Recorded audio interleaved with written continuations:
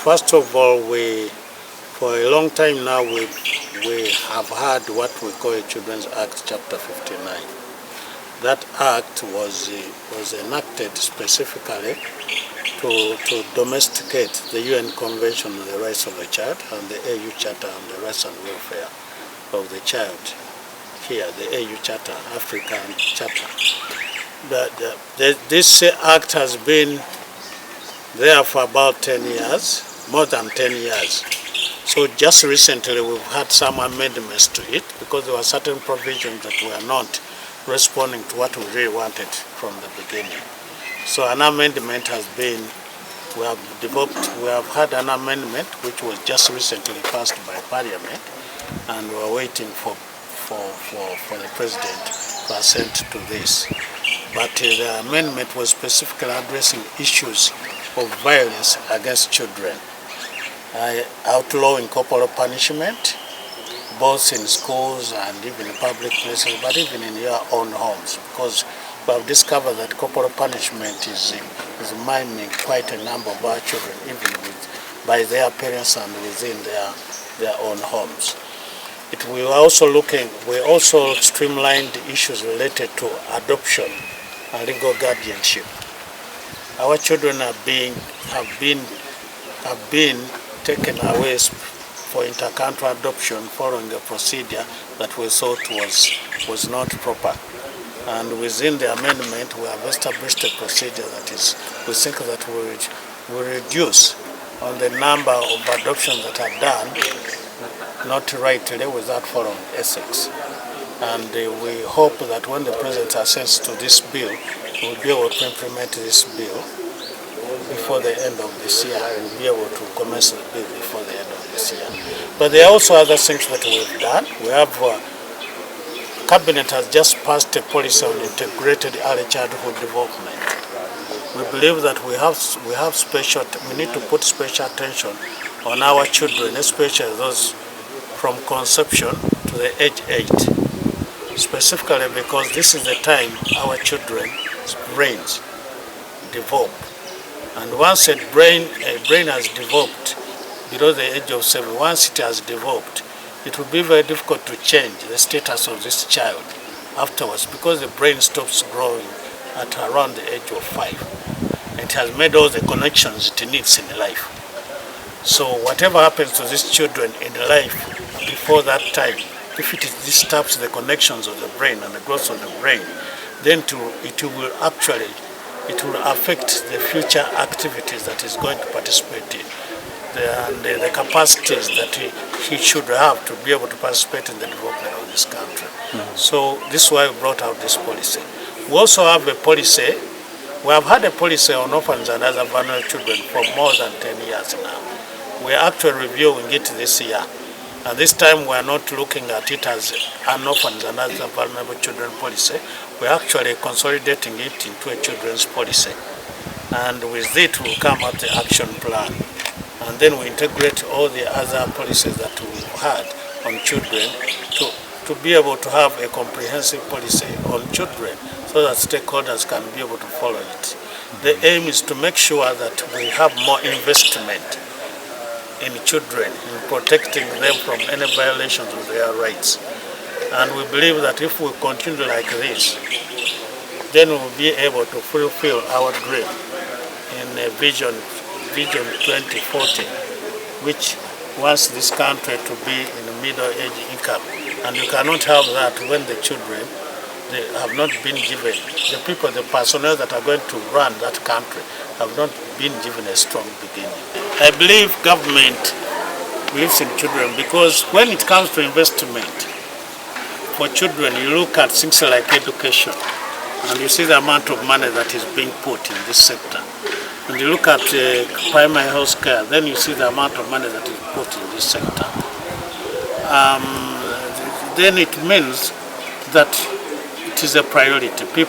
We think about it seriously. The only problem is that we have so many needs for children that the resources probably are not enough. We still want more.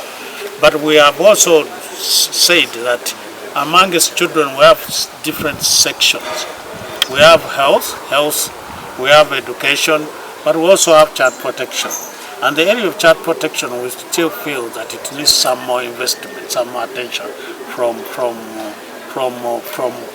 government, especially resources from Ministry of Finance and Economic Development. Specifically because child protection affects the software of the human resource that we are going to have to be able to develop this country.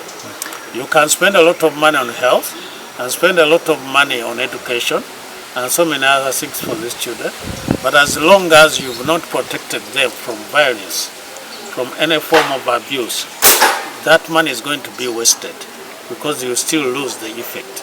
Because all these rights must be given, they must support one another in developing an individual. You leave one, then you have not helped this individual.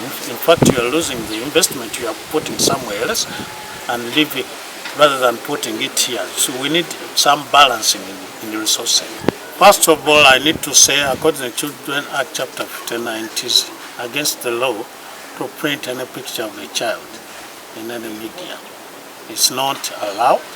You can either use a pseudonym, even using the names, even of the parents, so that will lead to its identification. You can either use pseudonyms, but you can also cover the pictures so that they are not seen. We do this specifically because we want to protect the children. And one of the things we are looking out for, actually even in the amendments, if this happened, because in the amendment we made sure that every right of a child is included in the law. And one of these is the privacy of this child and the confidentiality, all these things. So if any person printed that, we can actually prosecute that. And if that bill came to pass, if the president accepted to that bill, it will have added to the protection of the children in this way. But actually, journalists should also know that this is in the best interest of the children. You want to give a story, but you should always think about protecting the rights of this child, especially when it grows up in life. These pictures may be used by other unscrupulous people for some of their gains, or maybe in political competition and all these other things. But in some ways they are also used by internet abusers for other people to use them on different things. So we want to avoid this. We've just done, and about 2 years ago we did a study. We mapped our child protection system. And when we mapped them, we really identified some big factors. First of all, we realized that we have a strong legal framework to protect our children. We also have a foreign policy framework. The problem is actually in implementation.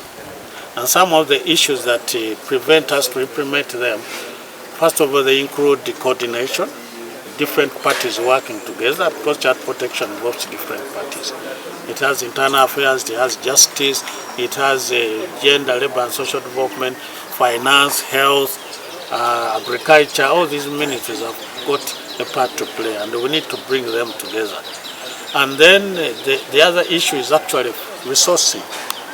It's a child protection interventions are not well resourced, both in government, but also the fraternities, the development partners are not concentrating on resourcing child protection. They are not prioritizing it as an element that can induce development. So we are right now, we have developed a child protection strategy, which is aimed at strengthening this child protection system. And we have also included it in the social protection policy. I believe that if we follow it up and we increase, we will enhance the capacity of the different stakeholders to be able to protect our children, and we will have more gains in the future.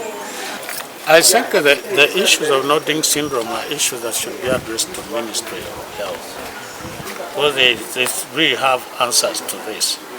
But in my own opinion, like I've always told other journalists and other people, that it is very important for them to get this information and channel it through their district officials.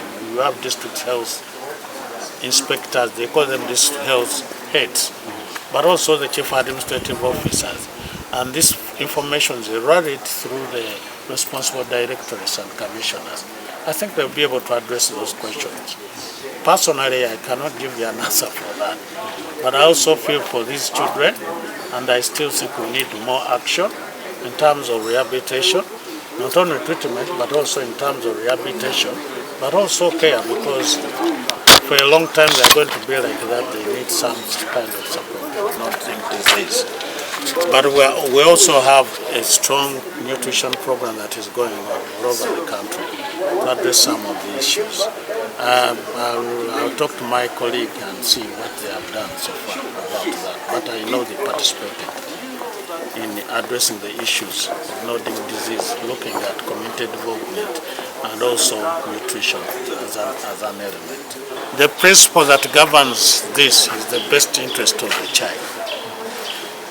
So if you are printing that picture and it is being done in the best interest of that child, then probably you might have an argument. But in most cases you'll find that the pictures are not in the best interest of the child. You want to tell your story. You want to tell people a story that will be attractive to them.